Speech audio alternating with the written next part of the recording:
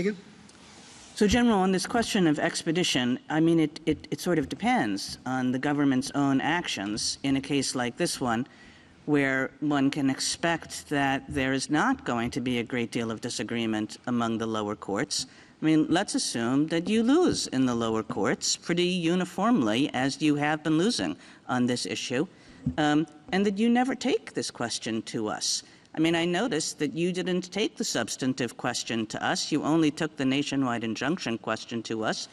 I mean, why would you take the substantive question to us?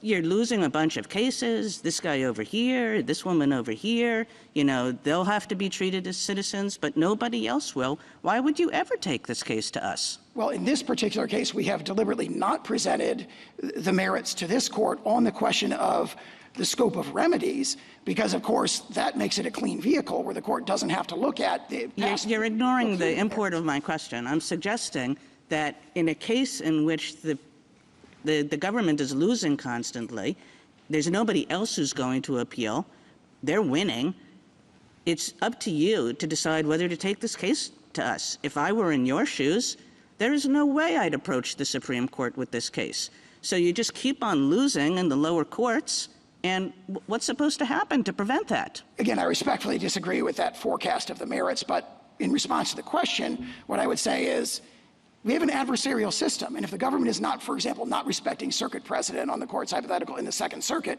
someone injured in the Second Circuit could take the case up, and they could say, look, the government is violating circuit precedent on the hypothetical multiple circuits. That's the case we're going to take? Somebody who says, you know, after we've said that this all has to be done one by one by one, then we're going to take a case from somebody who objects to proceeding one by one by one?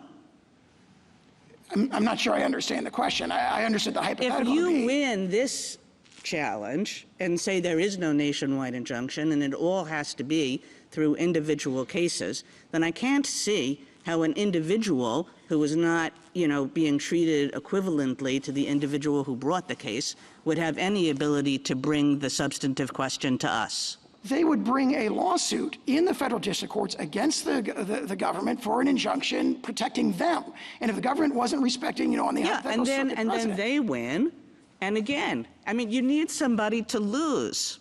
But nobody's going to lose in this case. It's just you're going to have, like, individual by individual by individual, and all of those individuals are going to win. And the ones who can't afford to go to court, they're the ones who are going to lose.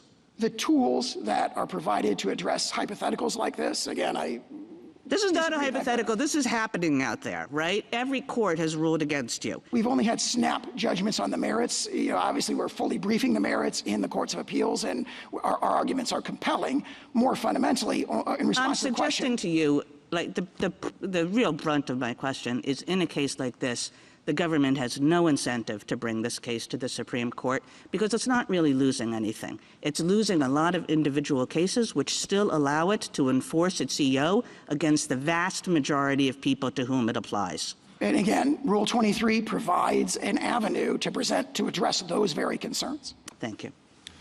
Justice Gorsuch?